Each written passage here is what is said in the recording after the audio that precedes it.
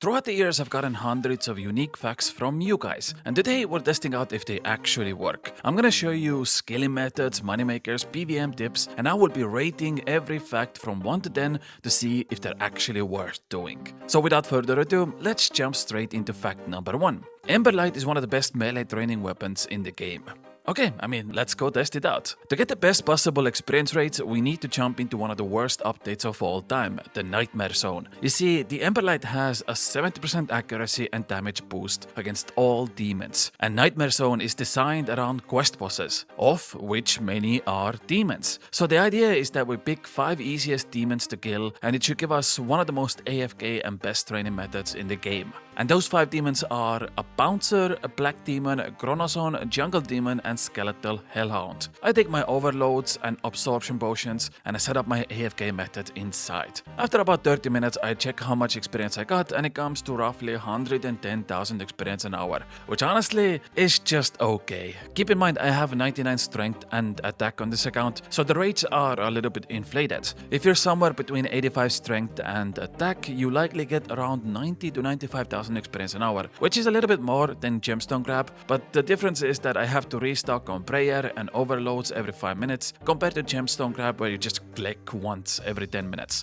I also tried this with Scorching Bow and Amethyst Arrows to see if it actually works, and it's pretty decent experience. Again, after 30 minutes I checked my rates and it comes to over 140,000 experience an hour. It's much better to do this with range than melee, you get bigger hits, more accuracy, and it's just more consistent. Again, I was 99 ranged and had Elite Void equipped, so that skewed the experience rates a little bit, but even with 85 ranged, you should get well over 120,000 experience an hour. So I rate this 6 out of 10. It's a decent training method with ranged, but it also requires a little bit more setup than other AFK methods, and I'm gonna be honest with you, Nightmare Zone is just a depressing location to be in. But on a better note, fact number 2, did you know that you can buy premium quality RuneScape merchandise? I am so incredibly excited to partner up with Creator Crafted once again. They bring RuneScape to life by offering many different products like desk mats, LED signs, statues, pins, and much more.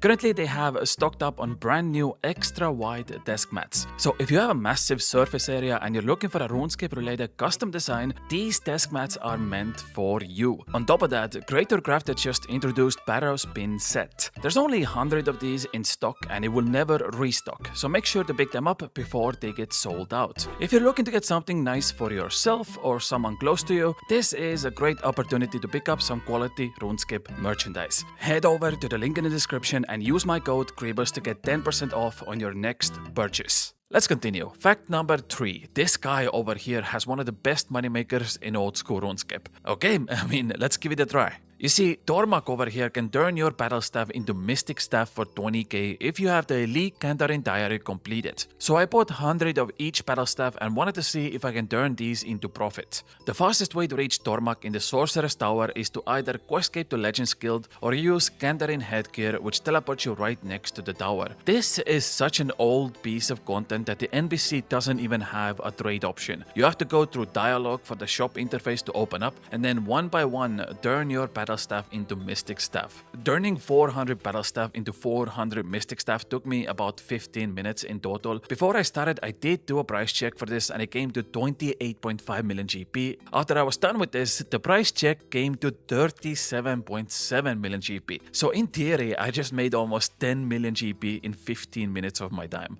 But there is a big problem with this. Firstly, you can only buy 48 battle staff per day. These items have a very strict trade limit. To get my 100 staff, I had to wait 2 days for the offers to come through. So you really have to be patient. I wasn't really doing anything, I just left the offers in for a few days while I was playing other games, so it didn't take up any of my time, but I can't just go and buy 1,000 of these immediately. Secondly, selling them is also quite time consuming. Even though the price checker gave me 37.7 million GP, in reality I had to sell these items much lower because they have a very low trade volume per day. Roughly about 250 of these these are sold and bought every day, so I had to wait another couple of hours to sell everything off. That being said, after everything was said and done, I made 5.1 million GP profit in about 20 minutes of my time, which is on par with the best moneymakers in Runescape. Now, few things to keep in mind. After this video goes out, there will be hundreds of people attempting this method. I don't recommend jumping in immediately, but it's just something to keep in mind for the future. Also, you do need elite Kandarin diary to make this work, which I know many people don't have because they don't want to do barbarian assault minigame, and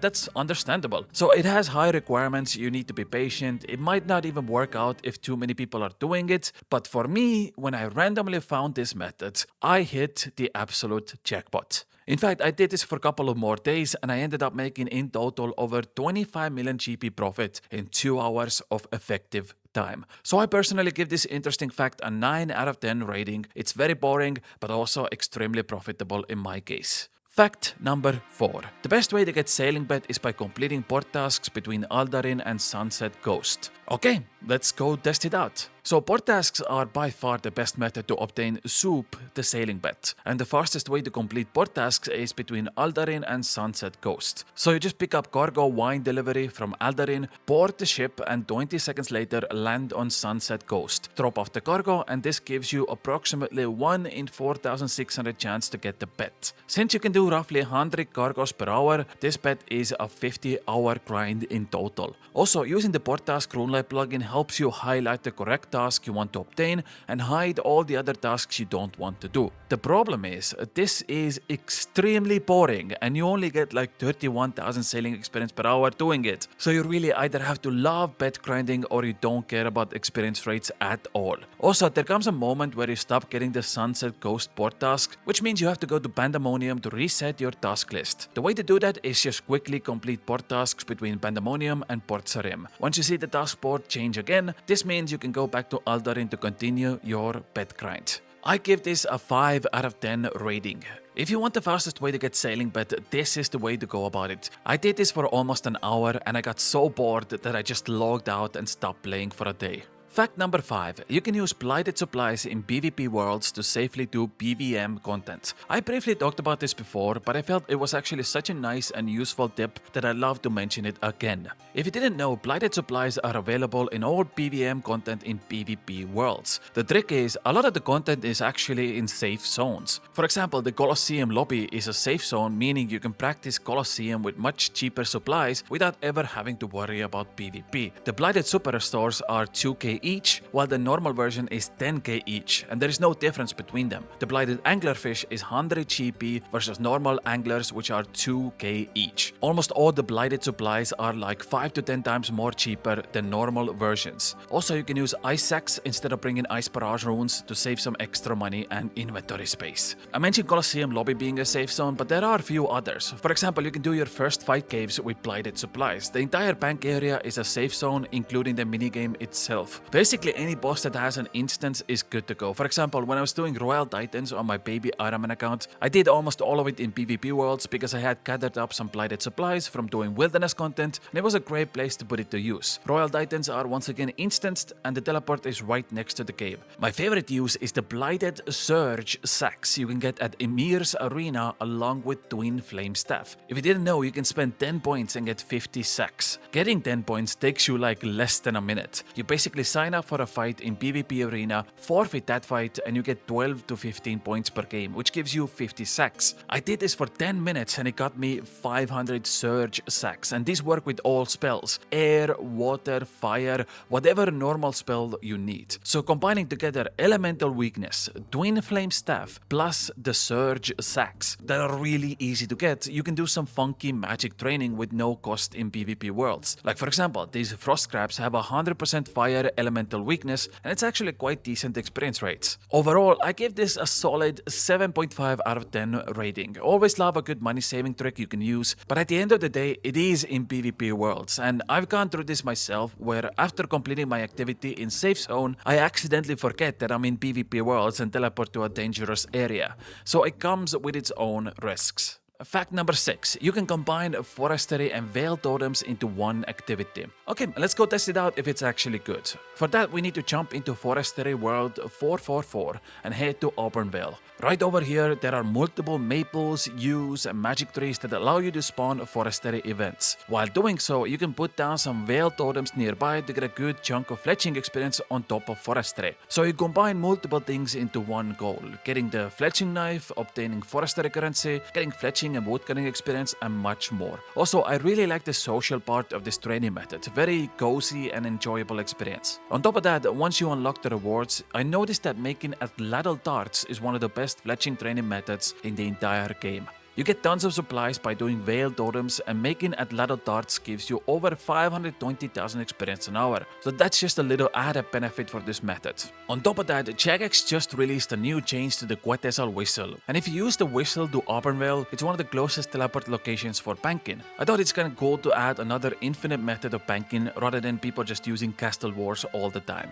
Overall, I give this a 9 out of 10 rating. It's a very good update for skilling and extremely useful for all types of accounts. Fact number 7. I already mentioned how to get sailing pet fastest possible way, but let's jump into another sailing benefit now, which is Slayer. First of all, there is a new mutated Bloodwell spot for training Slayer now. If you have 76 sailing, you can go to a Buccaneers Island and inside the dungeon. All of this is a multi-zone, so bringing a cannon plus Venator bow is a really solid alternative to other Slayer training locations. If you go to another location in Charred Island, the dungeon there also has some nice multi-spots for Slayer monsters like Hellhounds that make this task easier to complete now. Charred Island itself has a 60 sailing requirement, so once again you have alternative options for completing your tasks. The dungeon entrance itself is basically next to a bank, so you can get your Dragon Bones and D-Hide if you're an Iron Man. It does cost like 1 million GP to set up the bank chest, but it absolutely pays off in the long run. I give this a nice 6 out of 10 rating. It's nothing groundbreaking, but it will get the job done.